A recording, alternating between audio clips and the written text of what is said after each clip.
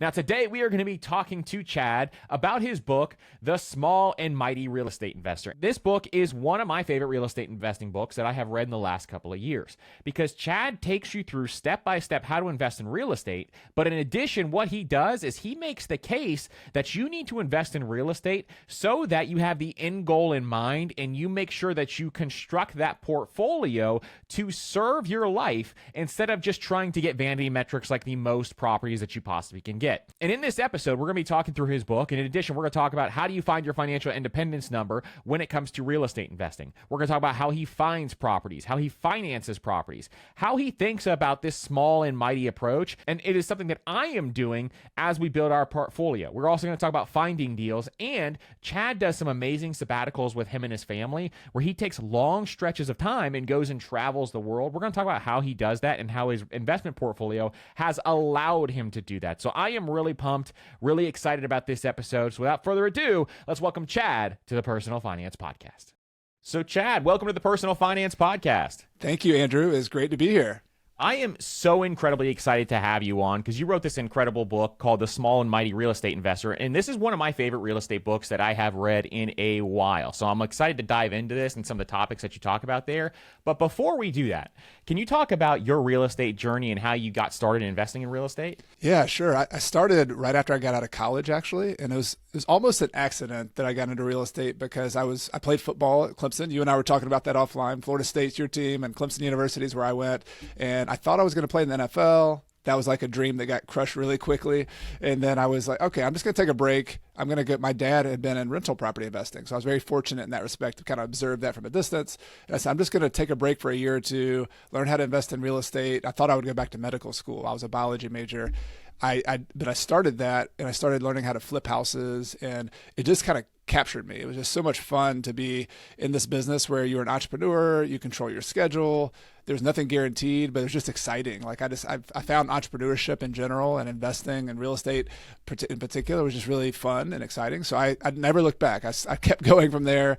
I started just in a business partner and I got started in Clemson, South Carolina, flipping houses. We would go out and find deals, find like good fixer-upper deals, foreclosures. We didn't have the money to buy the deals, so we had to go partner with other people who had the money.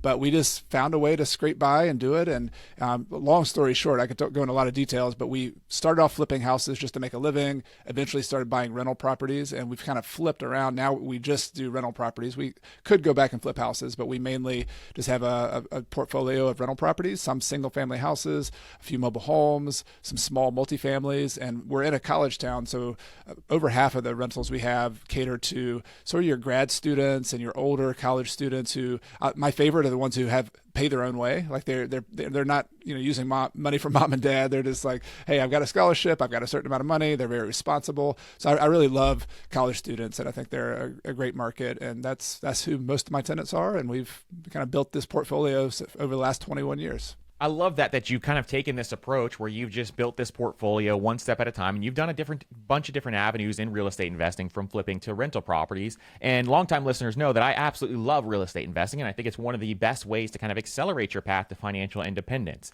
But one big question that I have is kind of on the front of, do you think real estate investing is for everyone? And also along those same lines, what kind of things with your personal finances should you have in order before you start investing in real estate? Yeah, I don't think it's for everybody. Like I try not to convince people because I find the people who are interested in real estate sort of naturally gravitate towards it.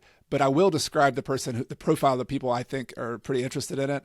Most of them are either a little bit or a lot control freaks. They like to have control over their real estate or over their investments. And I love passive index investing. I do that as well. Just low cost index funds, let it ride. I think that's great. But there's a sort of discipline you have to have there where you are completely hands off.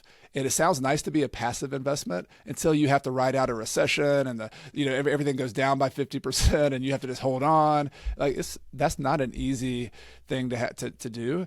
And so I think real estate investors like to affect their returns. They like to affect their wealth building. And in the beginning, real estate investing, I tell people, is kind of like a startup company. Like you have to invest some time in learning and finding deals and building a network.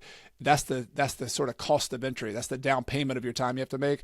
But what I found in the end, like where I am in my career, I spend less than 2 hours per week with a business partner. We each spend an hour or two a week managing kind of the bookkeeping and managing the managers. So it ends up as a very passive, relatively passive enough kind of business, but it starts off as this thing where you have to put a lot of time into it. So I think that's not for everybody. First, if somebody's super busy or they just don't like the idea of having to spend that much time on it up front, but to me, the cost benefit analysis, the benefits of that, the income, the wealth building, the fact that you're contributing to a community of people, like the people who are paying your rent.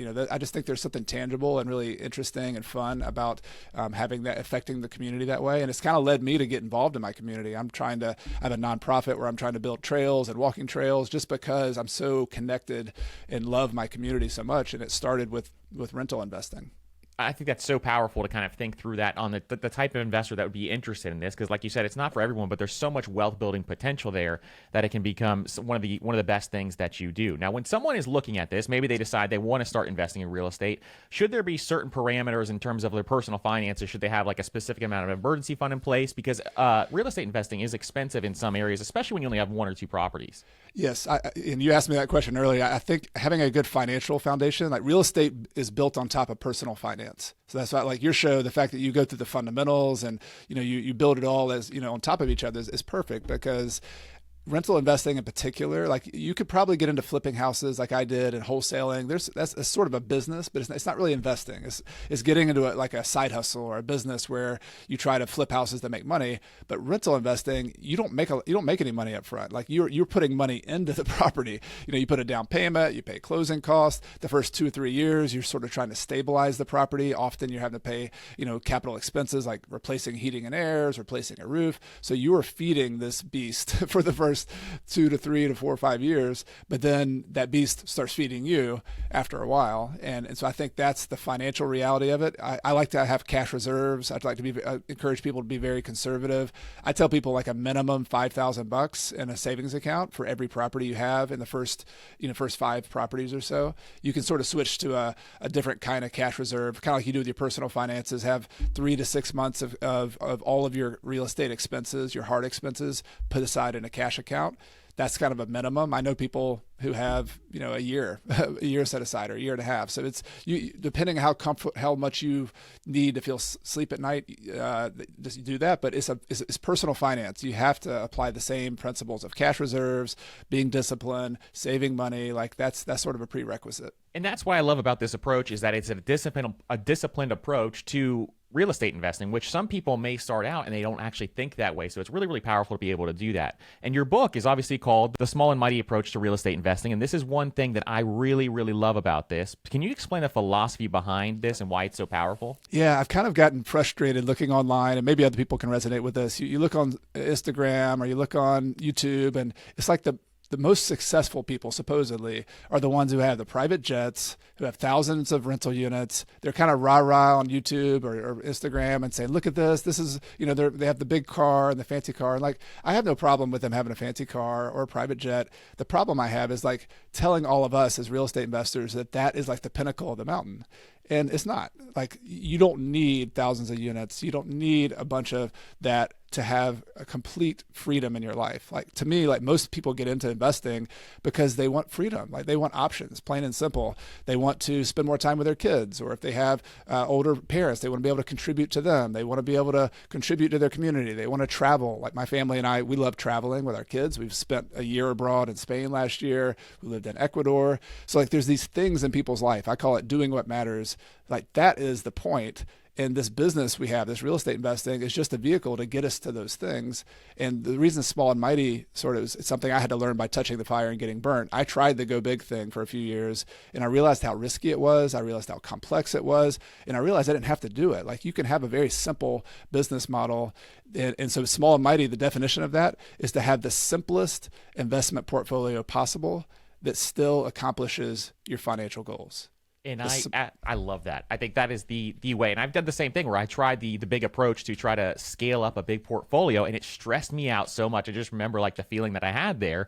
And so I changed my approach and shifted it to a slower but finding, better properties over that time frame. And so now we just focus on buying 1 to 2 every single year, somewhere in that range, and we just want to grow that wealth slowly. So that is why I love so much about this approach, because it's the safer approach. You reduce your stress, you reduce your anxiety, but at the same time, you're thinking about your lifestyle first. Yeah. And that is the big key to this and why it is so powerful, I think, for so many different people. Now, when people are looking at this and they look at the different strategies out there that are out there to invest in real estate, how do they actually choose which strategy to pursue? Yeah, I'm going to give everybody a frame of mind that'll help answer the strategy question. So think about yourself like you're on a big journey. So like you and I, we're kind of the guides helping people who are going on this journey. But the person listening to this, you're the hero of this thing. And if you're just starting, you're in the beginning, like you're in the very beginning, the starter baby phase like that. So you're going to have different strategies there. When you go up the mountain a little bit, you're climbing up the mountain, you get into this wealth building phase. And that's where like growth is the number one thing. That's where all the techniques you probably heard about, leverage and burst strategy and borrowing money, like it's just turning a small amount of money into a large amount of money. That's wealth building. That's like the steep part of the mountain.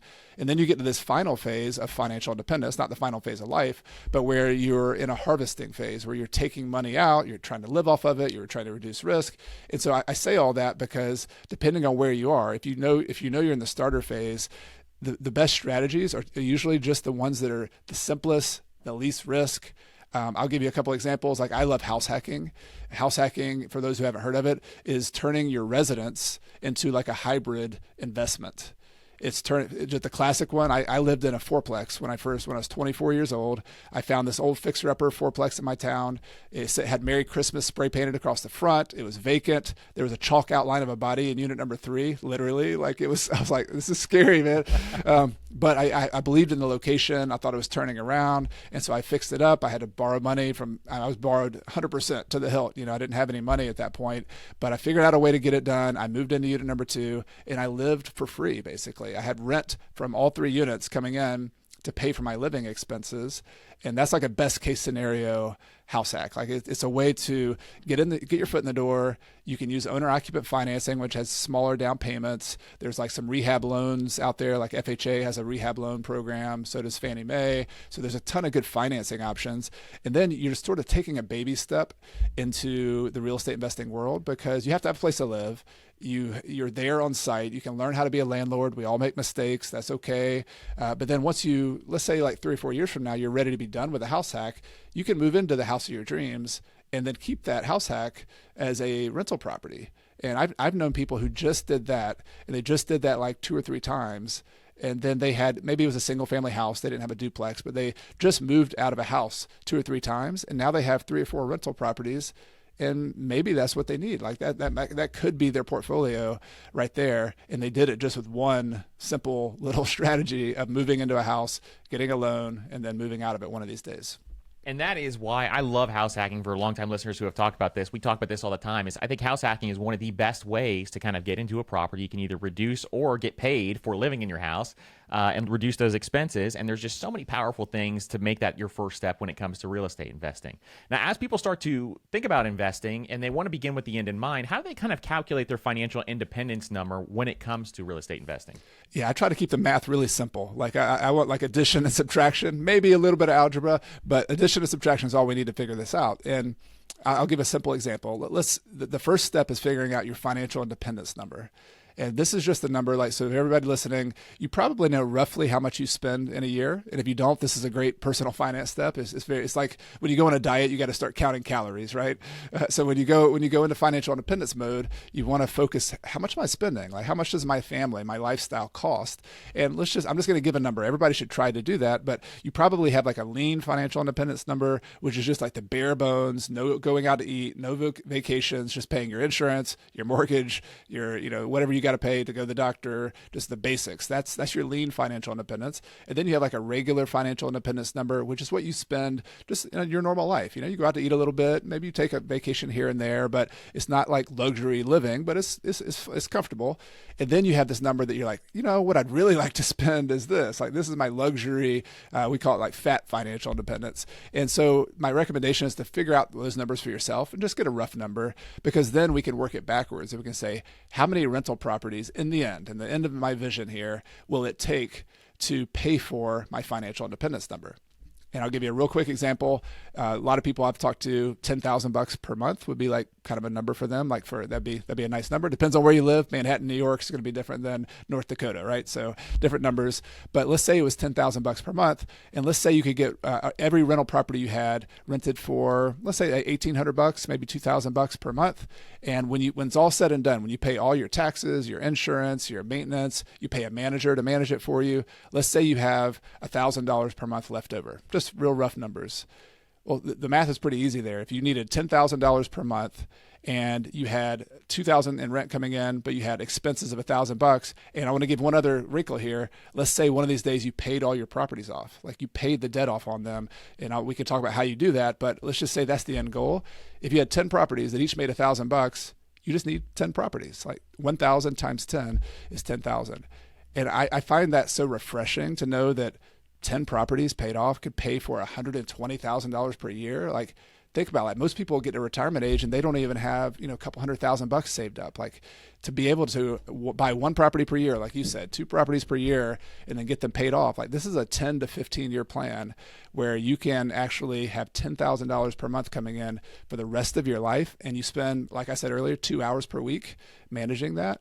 Like, that's the ticket. Like, that's the mechanism to have these options, to have this freedom, to have this flexibility. And the cool part after that is, like, what do you want to do with your life? Like, if you start this when you're 30 and you can finish by the time you're 45, 50, if you start it when you're 50, you're 60, like, what do you want to do with the rest of your life? That's the fun question that you get to start asking yourself. And that is the power behind this and why we talk about it so much, because it really is a simple mathematic formula. It's just making sure the other side of it, that you figure all these other pieces out, is going to be really, really important to go through that. So I love this idea. And in addition to the cash flow, you're getting also benefits of appreciation, tax benefits, all these other things that we can talk about here today.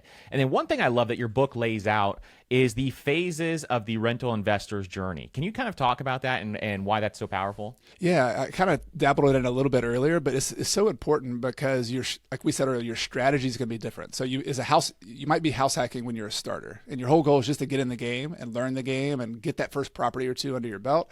That's the starter. But then when you move into the wealth building phase, it might be a little different. Like, you might start buying pure rental properties. You might start using a little bit more leverage. You might start using techniques like I mentioned the BRRRR strategy earlier. That means you buy a property that's a fixer-upper. Like, maybe you bought the turnkey easy rental earlier. Maybe you kind of venture into some fixer-uppers that maybe you could buy it for 20% less than the full value. Like, that's possible in real estate because it's an illiquid market. It's not like the stock market where there's just millions and millions of people trying to buy every stock. It's every single property is unique, and you can learn to negotiate with sellers. You can learn to offer, give them multiple offers. This is a big thing I talk about in the book too, is how do you build your skill set? Like, you not only need to save money, but you need to build your own skill set of negotiating and marketing. And so this is a business, but the cool thing is if you invest in yourself and you learn some of those skills, it can pay you back. Like, think about if you could buy a $300,000 property 20% less than the full value,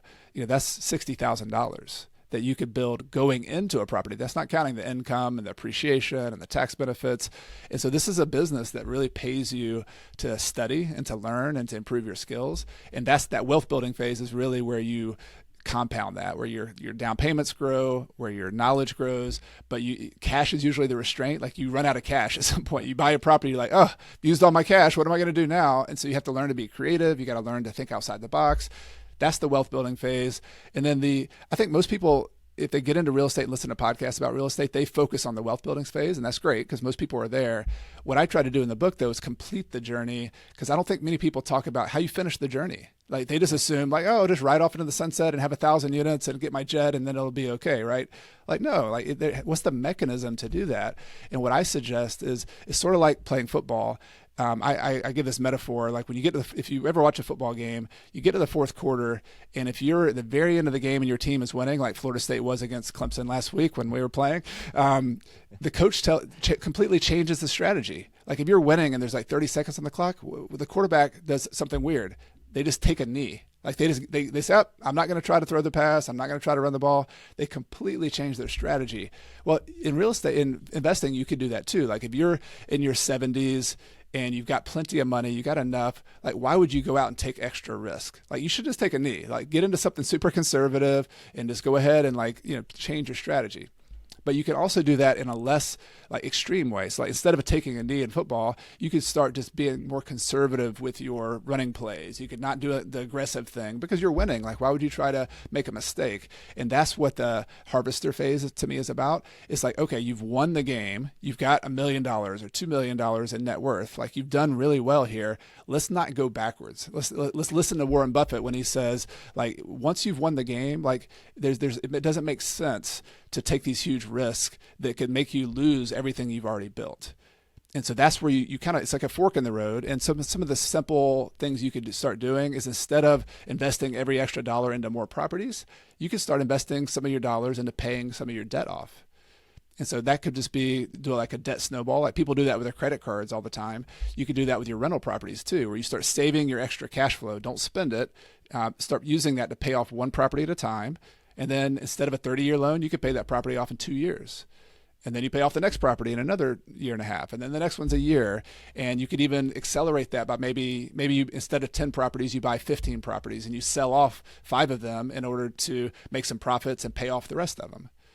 And so that's the kind of thing I went off in the ender phase. There's some more kind of nuance to that, but the point is change the game you're playing a little bit, try to reduce your risk, increase your income, and focus on peace of mind. Focus on the reason we got into this business in the first place, which is to live your life and have lifestyle and enjoy it and spend your money.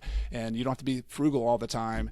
And that's the thing. I've had a lot of fun the last 5 or 6 years in my own journey because my family and I have been able to live that ender, that I call it ender in the book, or a harvester lifestyle, where we've been traveling. I've spent very little of my time on real estate. I've spent it on other passion projects like this, being a podcaster, like writing a book, like trying to build biking and walking trails in my community, which I made zero money for. And I don't want to make money. I don't have to make money. I'm doing that because that's what I want to do. And that's what I want to encourage people to do. Is like, there's so many things in life that don't make money that are super meaningful. Let's add that to our job description. And that's the reason it's so much fun to make money, is that you can then not have to worry about money. And the harvesting phase is just so important to think about. That's why I love about that portion of the book is that you're thinking through, hey, I've already achieved my goal. And just adding different properties, that just doesn't make sense. It's just vanity metrics at this point in time. I needed to figure out what to do with this cash flow, how I want it to fit my lifestyle, and spending those dollars on the things that you actually value in life, which I think is one of the most important principles that we can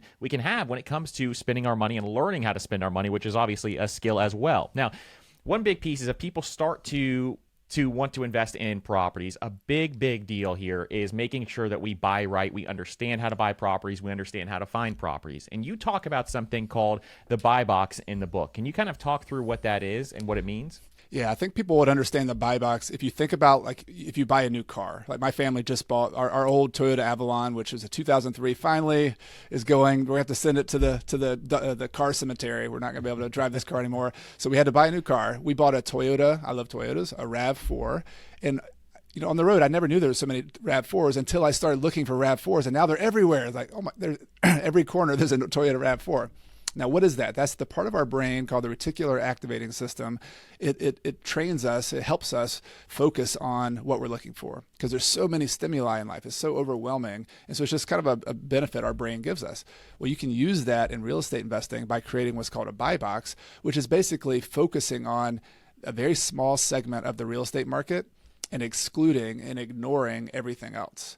And by doing that, like, you're basically defining what's a good deal. Like, what does it mean to have a good deal? And you can get very specific with this. You can say, for example, in my town, when I'm buying long-term rentals, I like a single family house that's 3 bedrooms, 2 baths, 1,400 to 1,800 square feet. I like it to be a one-story property with a garage with a crawl space. Like, I'm getting very specific here. There's reasons for all that. There's reasons. A lot of it's low maintenance. A lot of it is just my market likes that. Some of it is that when you have a garage and storage space, people put all their stuff in there and they tend to stay longer when they have all their stuff in your house.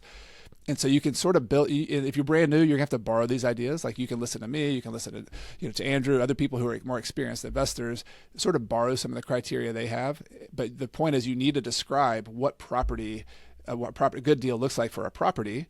You need to describe what location a good deal looks like. So you don't want to be like, if you're investing in Atlanta, Georgia, Atlanta is a town of like 6 to 7 or 8 million people. Like, that's way too big. You got to get down to what I call like little satellites within Atlanta. Like, so Atlanta's the sun.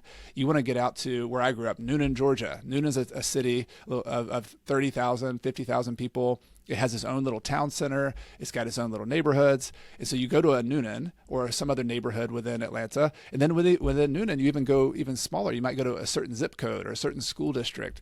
And so you kind of keep slicing the market until your buy box says, this is where I buy. I buy these types of houses in this location. And then you can add some numbers to that. What does it mean to have a good numbers? And it might be like a certain price range that you evaluate.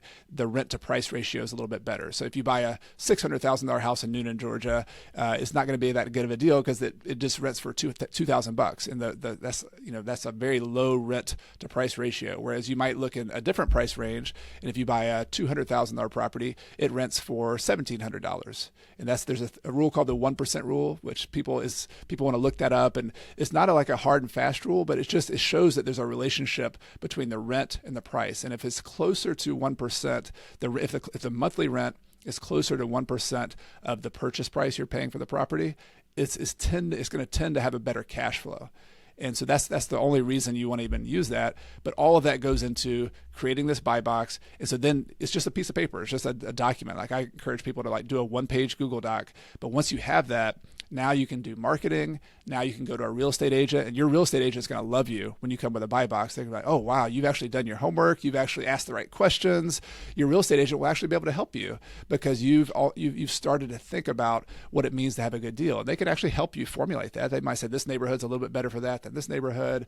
And so it's such an important concept because once you have that in your mind, then good deals start showing up. Because people always tell me, oh, there's no good deals. There's no good deals. It's like, well, number one, do you have a buy box? No, I just want a good deal. Like, no, like, you got to have a buy box.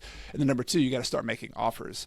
Like, if you haven't made any offers, they can't say yes until you start making offers. And so people don't realize how many offers. I've had new people make 15, 20, 30 offers before they get their first deal. And that's not atypical. Like, that's sort of a game you have to play to learn the market and figure out where you might get a good deal. That's not atypical whatsoever. I think my first deal took me 100 and 150 off or somewhere in that range or before we even got one. So I think that is one for sure that a lot of people need to understand. It's going to take you running the numbers a number of different times, which is actually a good thing because you're starting to practice this concept of learning how to identify good properties. And then you can go through, run those numbers and figure out if this is a good deal. When it comes to running the numbers, you mentioned a couple of numbers there for a second there. But when it comes to running the numbers, what is your favorite way to run the numbers and how important is this before we buy that property? Yeah, when I run the numbers, I look at two kind of core metrics, and I almost think about it like a rocket ship. Like, if you had Elon Musk's rocket ship, right? You have a couple engines. You don't just have one engine. You have the income engine, which is like the cash flow of the property. So just the simple way to think about it, you collect rent, you pay your expenses, and what's left over is your cash flow. That's like to me, the core engine of real estate. It's not the only way you make money, and sometimes it's not the main way you make money, but if you ignore cash flow, you're ignoring the fundamental way that you get into orbit with your deal. So cash flow, number one, and then number two, equity growth. Or you can think about it also as like, you own a little piece of this real estate. If you make a down payment, you put $50,000 down. That's your equity in the property up front. Well, the way in real estate, the game is to increase that equity to something a lot bigger. You want to turn that $50,000 into $500,000. And the way that happens in multiple ways, but it happens with the price appreciation of the property, just the passive appreciation over time. We've all seen inflation over the last couple of years. Real estate is a good inflation hedge. It tends to keep up with inflation, at least in most markets.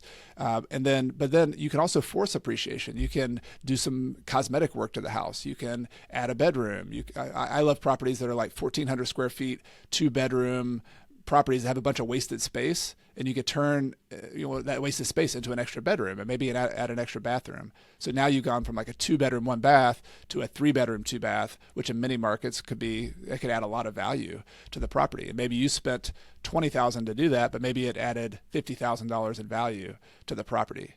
And so those are just specific examples of the second engine, which is equity growth. And that it's a little harder to quantify equity growth, but you can, it's over the long run, it sends you out into outer space. It's like a major engine. But the problem is you never know when it's going to come. Like you don't know, like appreciation could happen really fast. It could go flat for a while. It could go down for a couple of years. And so over the long run, it's going to be a great engine, but you want to depend on really reliable things like cash flow, like the principal pay down on your property, on your loan. Those are kind of the steady eddies of investment analysis. So going back to how do you analyze deals, I like to analyze the cash flow in a couple different ways. First of all, I like to use what's called an unleveraged yield, or it's similar to a cap rate. And the way you think about this is like, think about buying a CD in the bank. You put $100,000 in a CD. They tell you, we're going to pay you 3%, or we're going to pay you 5% on your money. So it's like every year, if you have $100,000, they're going to pay you $3,000 or $5,000 in interest. You can look at a real estate property the same way. You can say, if I had enough cash, maybe I don't have enough cash, but if I had enough cash to pay cash for this property, what would this quote CD rate be for this property? How much income would this property pay me? That's what's called, that's the unleveraged yield or the cap rate. And in general, like there's a range there, but like in commercial real estate, a lot of investors, the best markets like San Diego, Manhattan, you'll get all the way down to like 3% cap rates. So essentially they're saying, I'll accept a 3% CD rate to own a single family house in San Diego. But in general, like small and mighty investors like us, I like to see like on the minimum 5.5%, 6% up to maybe 9 or 10%. Like the more risky a property gets, the more small town you're in, the more, if the economics are really good in your town and the growth's really good, you might have to accept a smaller cap rate, a smaller unleveraged yield. But if you're having to buy a fixer-upper, if you're buying in a small town, you want to get up in that 8, 9, 10% range. And so that's just a way to evaluate the cash flow of a property up front and understand that. A cousin of that is the cash on cash return, because most of us don't pay cash for a property. We put a down payment. And so you can also look at the cash on cash return, where you say, I put $50,000 in this property. I got $5,000 cash flow back this year. I made a 10% cash on cash return. And so those are two kind of core metrics I look at in addition to the growth of the property. Like I would want to see that, all right, this property has a potential to grow at 3% per year, 5% per year. It's a little harder to quantify that. I could get into like internal rates of returns and all that, but I think if you start with the cash flow and then focus on your buy box and buy in a good location, those other numbers kind of take care of themselves over time. Exactly. And if people are hearing this, what Chad is basically saying is you're focusing on the things that you can control first. And those are the biggest pieces that you actually know and can predict going forward, is focusing on those pieces first, and then appreciation, all those other parts of this engine will be coming into play, as time goes on. And so I think this is really, really, really powerful stuff that we could talk about here, because obviously you make all your money when you buy this deal. So this is a really, really important factor as we go through this stuff. So what are some of your favorite ways to find properties out there? Are there ways that you like to do it off market, or what are your favorite ways? Yeah, this is one of my favorite parts of the business, because finding good deals is like a treasure hunt. It really is. Like when I first started, when I was 23 years old, it was like me just riding around in a car, walking around neighborhoods looking for deals. And so that's still one of my favorite ways. There's a technique called driving for dollars or walking for dollars. Is that something you've used as well? Have you It done is, that? yes. So that's one that I've done for years and years and years. It's one of my favorite ways too. Okay, sure. Cool. Yeah, so just to explain to people how it works, it's real simple, but it's one of the most direct ways you could do. If you're listening to this, you could do this tonight. Like you could just go out and do it. Is you go out to a neighborhood. Remember, we have our buy box. That's kind of a prerequisite here. I have a certain zip code, certain neighborhood I'm looking for, and then you just go out in the neighborhood and drive around. And so what are you looking for, though? You're driving around. There's a list of things you want to look for. You want to look for vacant properties. So vacant houses, if you start looking for them, you'll be amazed how many there are. It's like I don't know if you have a radar, Andrew. I have like a radar. If I go to a new town, I'm like, oh, there's a vacant house. There's a vacant house. It's so easy to find them now once you start to do this. Yeah, you start looking for like, all right, there's no window shades there, or maybe there's some trash in the yard, or maybe you can just tell there's no furniture in the house. And so you're looking, number one, for vacant houses, because you don't know that that's a good deal, but there's a person who owns that house who's either not getting rent, or they've moved to another town, But basically that property is sitting vacant, and no good things happen when a property sits vacant because it goes down in value. There's maintenance that happens. And so the idea is that we're going to collect a list of vacant houses, and I'll tell you a few other things to look for. And then the next step is you're going to try to find their contact information and contact them either by phone, by mail, by talking to the neighbors and just knocking on doors. Like, this is kind of where the time and the effort comes in. But if you're someone with zero money and a lot of time, like, this is the best way to do it. Like, you got to pay for gas, but or maybe you can get a bike. Like, I like bicycling and walking. Like, if you have a motivation here, driving for dollars is the number one way you should do it. But the point is, you're looking for these vacant houses. You're looking for fixer-uppers. So even if it's occupied, if you go down the street and like all of the houses have good roofs and there's one that looks like it's a 40-year-old roof and the shingles are kind of sliding off the roof, put that on your list. Just, there's apps out there that you can use. Like, I use an app called Deal Machine that I like a lot. But you can also use a spreadsheet or a piece of paper, depending on what your budget is. And you're just going to make a note. And so if you drive around for 2 or 3 hours, you're going to find vacant houses. You're going to find fixer-uppers. You're going to find houses that have for sale by owner signs. You're going to have houses that have for rent by owner signs. And so all of those are what you're going to put on your list. And let's say after 2 or 3 hours, you have a list of 10 to 20 properties. That's like gold. This is your panning for gold, right? And so you're going to go either in your car at the moment, or you're going to go back home. You're going to find their contact information, and you're going to start trying to reach out to them. And what do you say when you reach out? You say, hey, my name is Chad. I know this is kind of coming out of the blue, but I really love the neighborhood over such and such neighborhood. And I noticed your house at 123 Maple Street, and I'm interested in buying it if you're interested in selling. Is that something you'd like to talk about? There you go. Like, it's kind of bold, right? It's kind of forward. Some people might say, no, I'm not interested in selling. Hang up on you. Like, that's the worst case scenario. But the best case scenario is you went directly to an owner of a property and they're like, yeah, actually, like, we just cleaned it out. I inherited this house. We got to sell it. I'd love to talk to you. I thought about, we're thinking about listing it next month. Like, so you're finding somebody who's thinking about selling their house, but nobody else knows about it yet. And you can talk directly to them about buying their house. And if you do that enough, like, I promise you, if you build a list of 200, 300 properties like that, and that's going to take some work, right? How many hours you have to do that. But if you're willing to put in the effort to get 200, 300, 400 houses or properties that you put on a list like that, and then you work the list, you contact them, you follow up. Don't just send them one letter. Don't just call, you got to keep following up. And the harder they are to find, the better the deal is, because other people can't find them as well.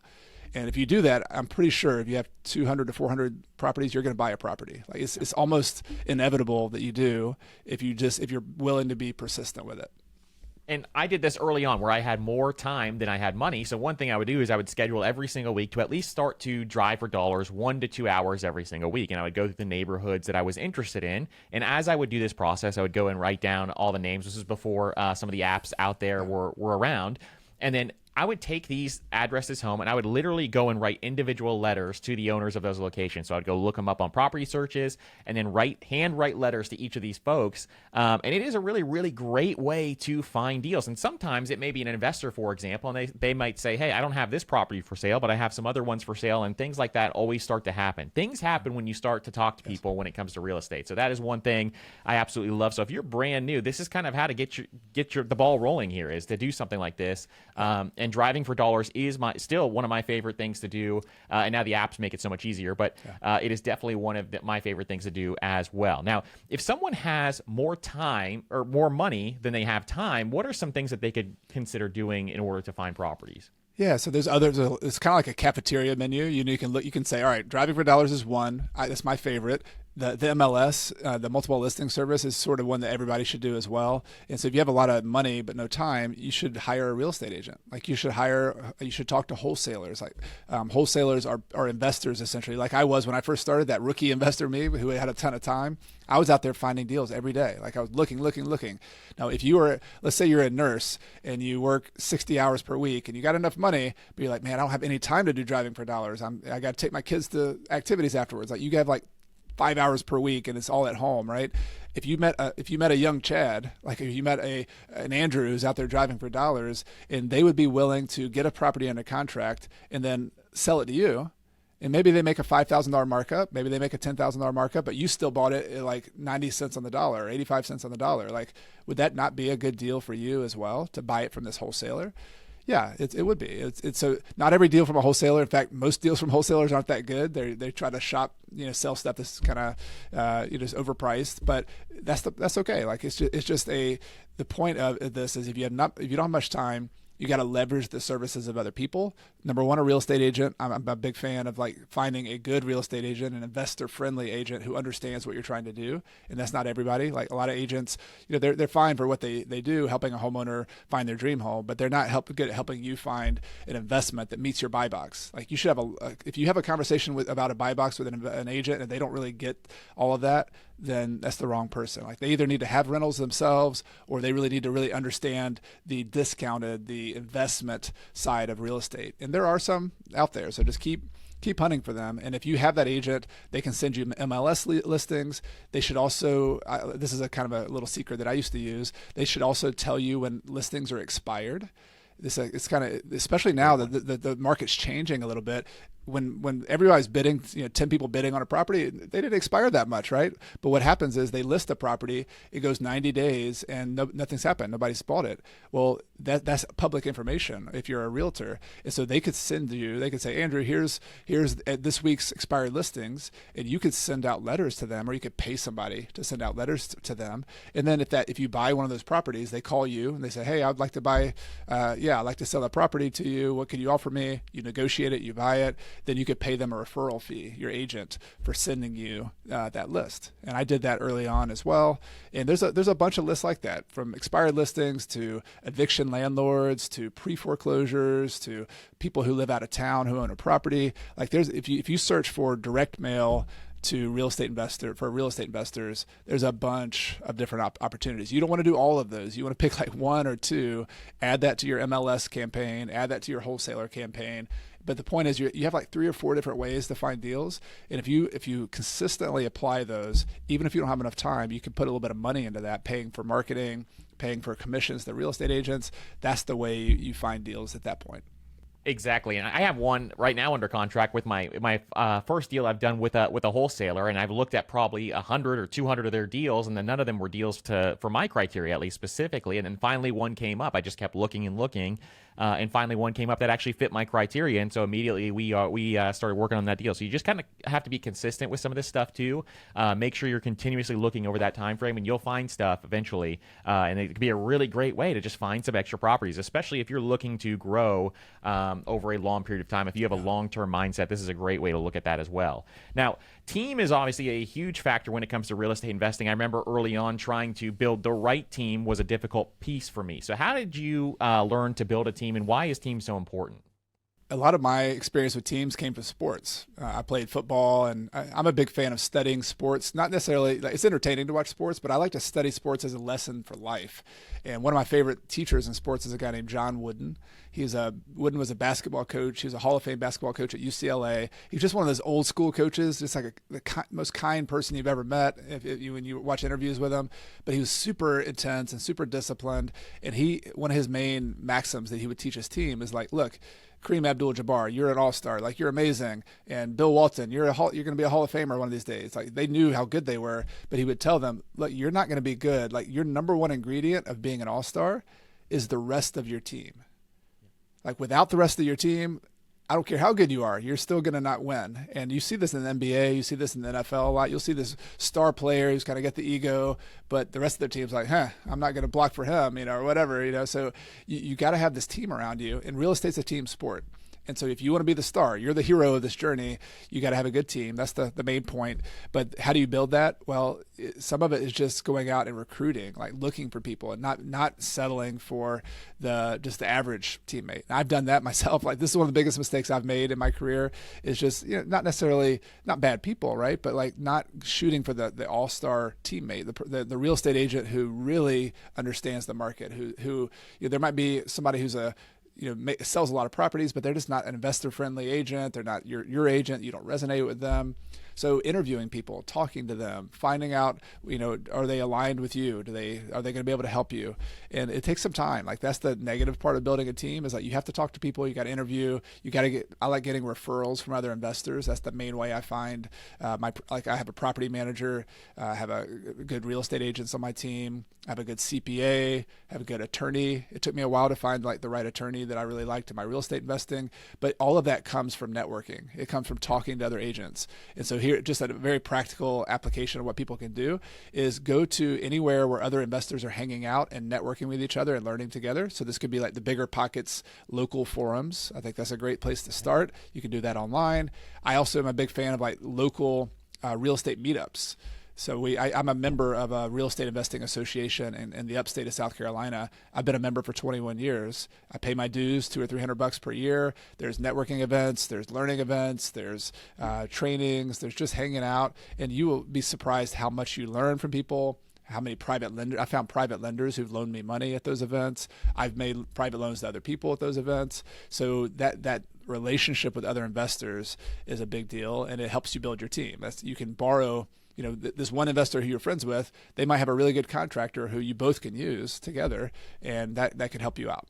Exactly. And that's the way I found my team as well, was going to real estate meetups locally and asking everybody, hey, who do you use for these types of things? And that's how I found the investor-friendly folks who were out there. And it really, really was very, very helpful. Now, another big factor of this is obviously financing deals and learning how to finance some of these deals, because this is a skill very much so. And the more knowledge that you gain when it comes to financing, the more deals you can actually find that work. So there's some cool stuff that you can do with financing. But before we dive into that, why should people even consider financing deals, and why is debt a tool when it comes to real estate investing? Yeah, so real estate has a lot of benefits, but one of the biggest benefits is that you don't have to have 100% of the money up front to buy a deal. And so leverage is this concept, like I think Archimedes or somebody, old Greek, scientist was like, you can lift the world if you had a lever that was long enough. So it's powerful. It's a way to have a little bit, and most of us don't start with a bunch of money. We didn't have a bunch of money land in our lap, and that's a good part about real estate, is that you can use leverage to control a $300,000 asset with a much smaller amount of money. Now that's the good news. Like that's the good part of leverage. The bad news is, I want to tell you, like the dark side of that is that it's risky. There's some risk to debt. This is the reason, if you've listened to Dave Ramsey, like he was a real estate investor. He still is a real estate investor. He went out of business because he had a bunch of debt that kind of blew up in his face. And during a 1987, one of the crises in the late 80s, his banks called all of his loans due because he had commercial debt, which is a certain type of debt. And they called his loans due, and it led him to having to go bankrupt. So that got the whole Dave Ramsey empire started, was using bad real estate investing debt. So you got to take it seriously. You got to be respectful of it, and you also have to use it. And so that's like the backstory, that the reason it's powerful is it's going to help you get to your goals faster. It's going to help you use leverage, but you got to do it carefully. You got to be, I treat them like power tools. Like if you're a carpenter, you have these amazing saws and these amazing drills, but those can hurt you like if you don't use them well. And I think debt is the same way. And so we could talk about like which power tools to use and how to use them safely. Maybe that's another part of the conversation. Absolutely. I would love to talk more about those pieces as well, because I think this is one big factor for a lot of people they need to understand, is that you can utilize debt in a safe way, which is why I love this system so much, because obviously the more debt that you take on, the higher the risk level is when it comes to your finances. So you got to make sure that you are doing this in a safe way. So what are some of your favorite power tools, as you say, to utilize when it comes to financing some of these deals? Yeah, so let's continue our metaphor here. Like you have a toolbox. Like financing is just a toolbox full of different types of financing. So I mentioned a couple names here, but let me start with, like, if you're house hacking, if you're just starting your journey, one of the benefits you have is you probably have a W-2 job, like you have an income coming in from a job. That's that personal finance that we talked about earlier. If you have a good personal finance foundation, you have good credit, those are going to help you go to get a traditional loan on an investment property. So there are loans for owner-occupant properties. So if you move into a house hack, you can get an owner-occupant loan, which is the best interest rates. You can usually get a 30-year fixed financing, which is what I recommend. Like get the longest term loan you can. Even if you want to pay it off in 15 years, don't get the 15-year loan. Get the 30-year loan. This is an argument some real estate investors have between themselves, but my recommendation is to get a 30-year loan as long as possible, because that fixes your payment as low as possible. And you can always pay it off faster. There's no prepayment penalty for paying it off in 5 years or 10 years. But the biggest risk you have, and the only way I've seen people go out of business in real estate, is not being able to make their mortgage payment. Is having the negative cash flow, getting in a big recession, their tenants move out, and now they're having to make payments on these properties, on 10 properties at one time. Like that's the big risk. So you want to keep your payments as low as possible, and then you can do that through owner-occupant loans. If you move into a property, you can get the best interest rate, the longest terms, the lowest down payment. But then remember, you're living there for a while. You got to live there. You can't just buy it as an investment property. But if you choose to move out and move to a bigger house, you can then keep that property as a rental property. And so that's one whole category of loans. That's sort of a starter strategy. But even when you go to like pure rental properties, there are conventional loans, which means that's the main part of the mortgage market, where you have 30-year fixed financing as well, little higher interest rates, but they make loans to rental property investors.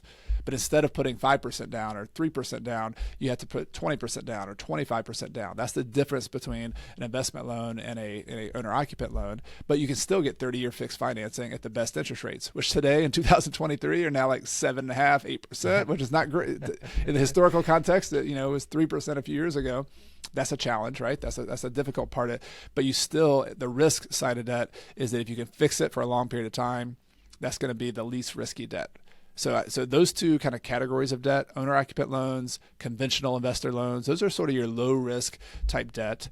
But then there's a whole category of other types of debt that you can start kind of growing into, including hard money loans, which if you start buying fixer-upper properties, the hard money loans essentially mean these are other investors. These are businesses who make loans to investors to buy fixer-upper properties and to buy properties at low prices.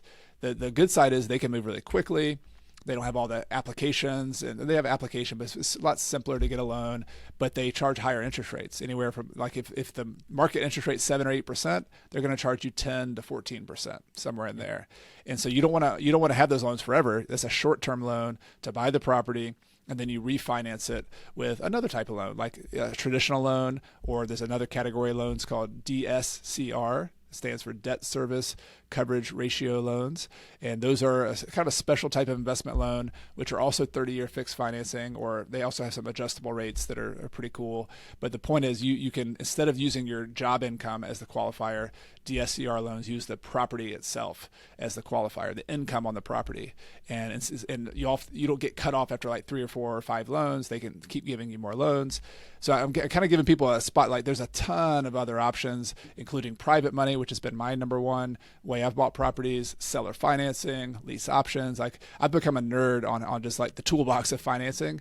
And the more tools you have, the point is if you're just starting, just get 1 or 2 tools. But if you eventually have 5 tools, 10 tools that you can use, that's going to give you more options to buy more real estate.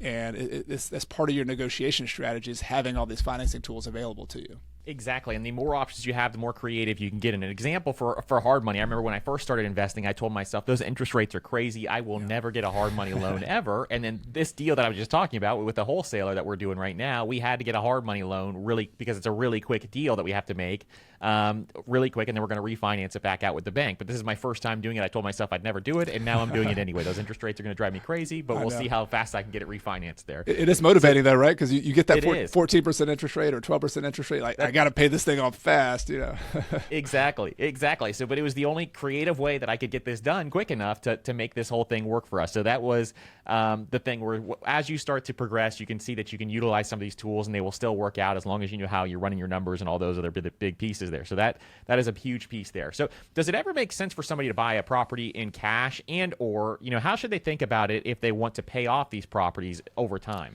Yeah, I think there's a whole spectrum of possible ways to be successful in real estate. Like, I'm not a fan of saying, oh, you got to use leverage all the time. Like, I have known people, and I've actually done it myself in a part of my business, where I paid cash all the time for all my properties.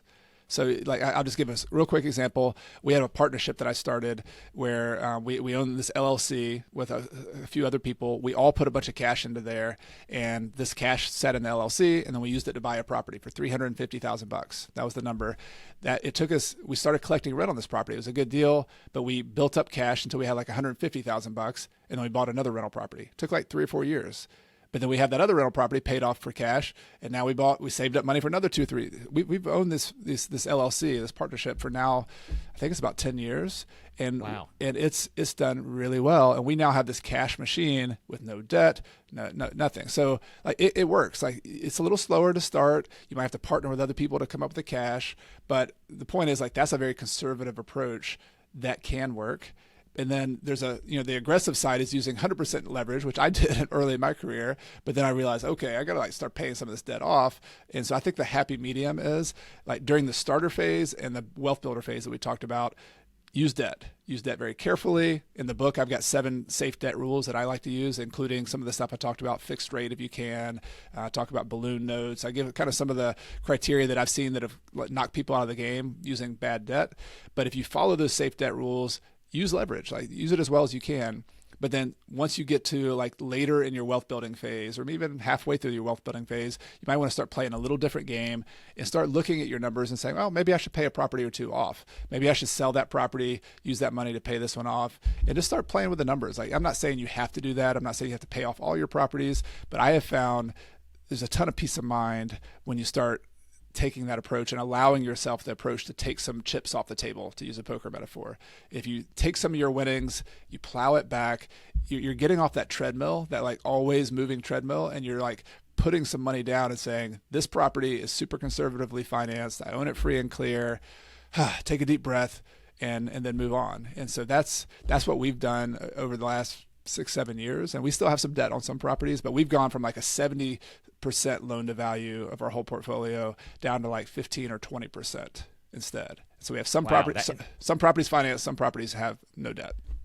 I love that. I think there's just so much power in having that strategy and using that strategy over time, because you can start off, like you said, where you take on debt because you're going to need it. Maybe you have less money when you get started. And as that cash flow starts to come in, you can start to take some of that accumulation and start to pay down some of these properties. And if you do what Chad just said, imagine if you had 10 properties that were completely paid off. I mean, you are almost virtually indestructible when it comes financially in terms of having that paid off and having that situation there. There's not many things that could happen that could, really just ruin you in any way, shape, or form. You really kind of built a fortitude around your financial situation. So I think that is a really, really cool strategy, and ways that it's something that people really should think about as they start to invest is what is my end goal here? What is the final plan that I have when it comes to safeguarding these properties and making sure my financial situation is safeguarded as well? And speaking of the end goal in mind, one big thing that I wanted to talk to you about was that you and your family do sabbaticals and you travel around the world. We just had Joel and Matt from How to Money on the podcast recently.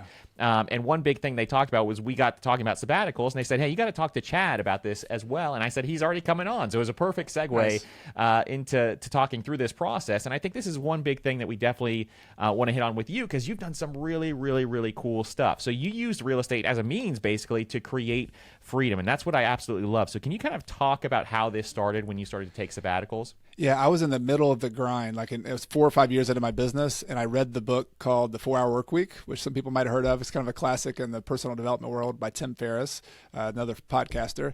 And he had these ideas of taking mini retirements. And it hit me over the head when he was like, most people wait, at best like 20 years, 40 years, and like, then I'm going to enjoy my life. Then I'm going to take some retirement time and travel and do all these things. And he was like, no, like that's completely backwards. I don't know if he used this metaphor or if I kind of just took his idea and used it, but the way I look at it now is that you're climbing this mountain that we talked about earlier, and you're trying to get to the top of financial independence, but it's not a straight climb. Like it would be ridiculous to try to climb for 20 years and never take a break, wouldn't it? You have to take a break. And so these mini retirements, the idea is that you have this seasonality of your wealth building. So you grow for 2, 3, 4, 5 years, and then you take a built-in break.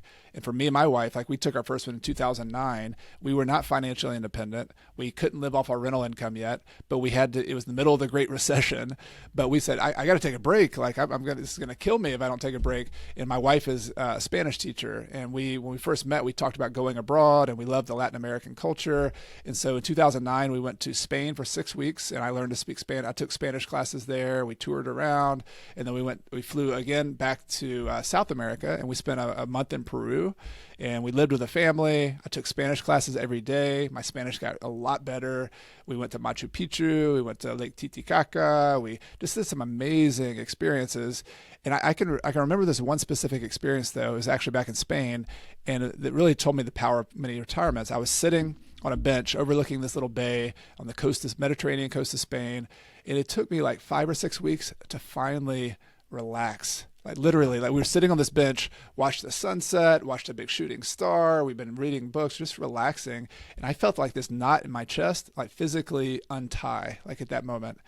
And I was like, it just really hit me. I was like, if I'd not taken this break, if I'd not taken this trip, like what would that not have done? Like what would that stress that, because if you're ambitious enough to take on real estate investing and personal finance and climbing, you're probably, kind of a little bit more of an A personality like I am. I'm pointing at myself. You're probably a little tight strung. And so you need to build in some breaks as well. And that balance of that seasonality of grow, sprint, take a break. For me, it's travel. Go abroad. Like I need to physically go to another location. We went to South America. We've also been to Ecuador once we had kids. We lived there for 17 months. We went to Spain last year. And it does two things. It gives you that break, but it also forces you to start building systems and building cash flow that are almost retirement-like. My real estate business was not systematized. It wasn't running itself at all until I had to force myself to take these trips. And I'm like, all right, if I'm going to be in South America doing this, like how can our tenants pay their rent? How can we do maintenance if I'm not there? How can we, lease the property even though I'm not physically there? We had to start asking ourselves these questions, and we started building systems and building our team. And it forced me to build this like retirement style real estate business well before I actually got to financial independence. And so I think that for all those reasons, I can't recommend it enough. It's whether you want to travel like we do, or whether you just want to stay at home and build a garden for 2 months, or whether you want to spend more time with your kids and just take a break, or whatever it is for you, like that's cool. But just build those breaks in, because it's you don't just live at the end of the journey. You live every year throughout your life, and you need to enjoy it. You need to capitalize on it. And none of us are guaranteed to live a certain number of days on the earth. So you got to enjoy life while you still climb. I love that. And I just think there's so much value in this. Is why building wealth is so valuable, is because there are so many cool things like this that you can do that benefit not just you in your financial life, but your health, your well-being, time with your family, all these cool things, building out some of these memories. You're going to remember these memories for the rest of your life. So I just think that's such an amazing way to think about this and financial independence and how you should actually operate when it comes to your money. So do you have a favorite location that you've gone to so far? I love so many. Like I'm a little biased towards Spanish speaking countries, although like Asia is calling my name. Like I want to go to Vietnam. I want to go to Japan. So I'm a travel junkie. I love it. And meeting other people, but I have a special place in my heart for Ecuador, where we lived for 17 months. It's really cool. It's a small country relatively, but they have the Amazon jungle there in one part. They have the high plains. They're really interesting culture and music and food, really good food and fruit and fresh fruits. And then you go to the coast, they have the Galapagos Islands. So yeah, I mean, there's so many amazing places, but Ecuador, Peru, that part of South America is pretty special to me. If someone heard you talk about this, they're like, this is the one thing that I want to do. I want to go out and try this. And someone wants to take a sabbatical for the first time. Do you have any tips for them? Stay small. Start small. Like we didn't start off going for a year. Like we started off going for 2 weeks to Mexico, for example. That was how we did it with our kids. We just try to take an extra long vacation.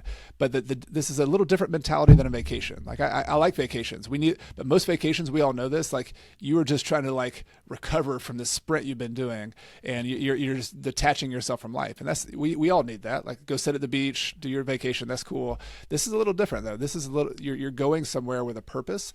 I recommend going to learn something or to do something, because this is practicing, what you ultimately are going to do. Like sitting and doing nothing on the beach for the rest of your life, even if you like sitting on the beach, is not going to be fulfilling. It's not going to be the thing that's going to really drive you, especially if you're ambitious enough to build enough wealth to retire early. It's never going to satisfy you. So go take trips for a week or two where you're learning a language, or if you're into art, where you're learning some kind of new art, or if you're into martial arts, where you go train somewhere.